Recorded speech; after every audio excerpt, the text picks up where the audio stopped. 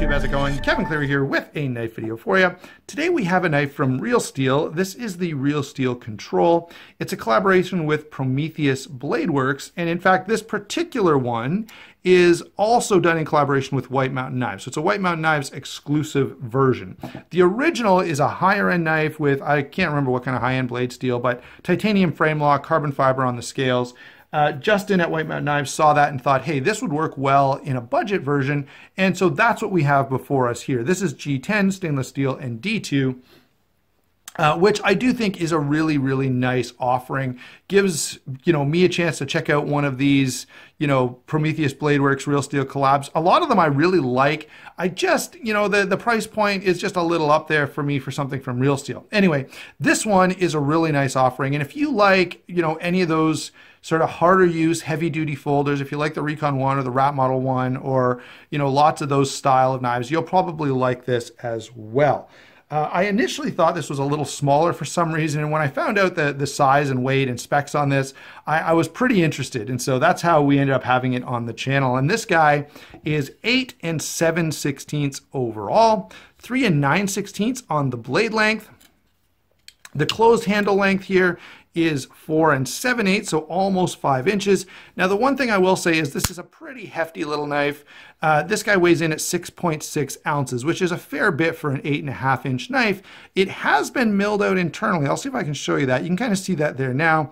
So it has been milled out internally, and it still comes in at 6.6 ounces. Now let me hasten to add that, the weight doesn't put me off on this knife at all.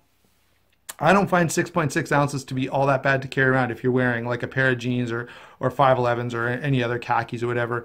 It's only if you start, if you're wearing, I don't know, running shorts, then, sure, this is probably going to be too heavy, but you shouldn't be wearing them out in public anyway unless you're running.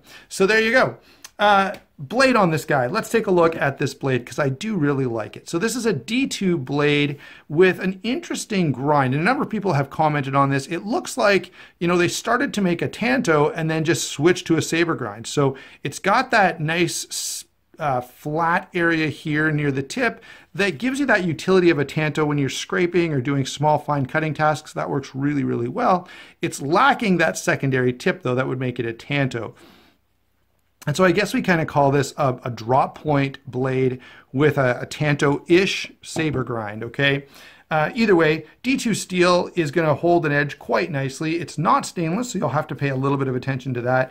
I like a stonewash finish. I like a satin finish even a little bit more, but the stonewash works well and is very attractive. The one thing I have to say about this knife is it's got a nice thin grind, and so it slices quite well, and it has quite a bit of versatility, and that's where, this is a point I've made more than once, but I'm going to make it again about this knife, and that is in an EDC knife, I feel like you should have a blade that will do most cutting tasks reasonably well. Okay, if you get a blade that's too thin and it's only good for kitchen stuff, then that's not a good EDC knife. And if you get a knife that's too thick and essentially have a sharpened pry bar, that's not a good EDC knife either. Those are sort of specifically purpose-built blades. Well, an EDC knife is a general purpose blade. That's the very nature of it. And so my argument is, I like to see a well-balanced, versatile blade that, yes, it can cut apples in a pinch,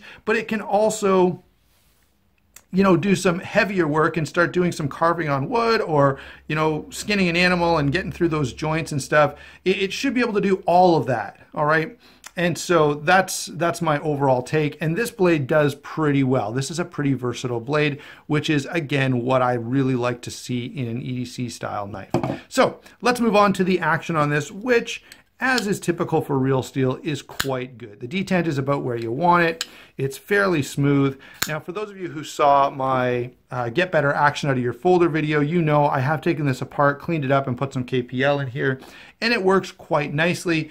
That's probably not necessary for most of you, right? Most people, if it is a little bit gritty out of box, spray it out with some forced air, maybe spray some WD-40 in there, clean it up, and then lubricate it. And yeah, use KPL or use 3-in-1 or sewing machine oil, whatever else you want to use. and you'll be just fine. All right, so action on this is quite smooth after I cleaned it up. I will say I had a hard time getting this open. I did have to heat this up in order to kind of melt down that Loctite. And so you may anticipate, if you do decide to be brave enough to open this up, just realize you're probably going to have a bit of a tough time with this pivot. I certainly know I did. All right, other than that, the action is, or I mean, the lockup and deployment is good, right? The flipper tab is very accessible. It's comfortable enough on your finger. The lock bar is easily accessible. The lock bar tension is nice, so you're not killing yourself opening and closing this. If you're one of those fidgety guys who's going to flip your knife open and closed all day, this is going to be right up your alley. And otherwise, if you just want a knife that opens when you want it open and closes when you want it closed, again, this knife works really well. And so I guess I've got to say the action on this lockup deployment is pretty darn nice. Now, let's take a look at the construction here. So we have these two hollow screws going through here, the open pivot and the open body screw back here. We've got a G10 backspacer, G10 on the show side, and then stainless steel on the lock side. And I like the way this is put together. It's simple, it's functional. I will say it comes apart quite nicely once you heat that up to get it open. As I said, again, you may not need to do that, but if you do, it is fairly possible. Only a single position clip, which is something you may want to consider if you're left-handed. But for right-handed people, and it's right-hand tip-up carry, which is generally what you want, it works quite well. In terms of ergonomics on this, or ergos, for those of you who really hate when people say ergos, just repeat it one extra time there for you. This is quite good. It's a little square, as you can see here, but the square edges have been chamfered nicely, and so you know, it feels pretty comfortable in hand. And being a little bigger and wider, you know, it's very hand-filling. And if you want a knife that you're going to do a lot of work with, if you're one of those guys who's always doing something with your knife, then a bigger handle is going to be your friend. And this one definitely does a good job of giving you a nice hand-filling handle that's got good texturing on it on the G10. A nice little swale here for your thumb. Again, I really, really like when knife companies think of that.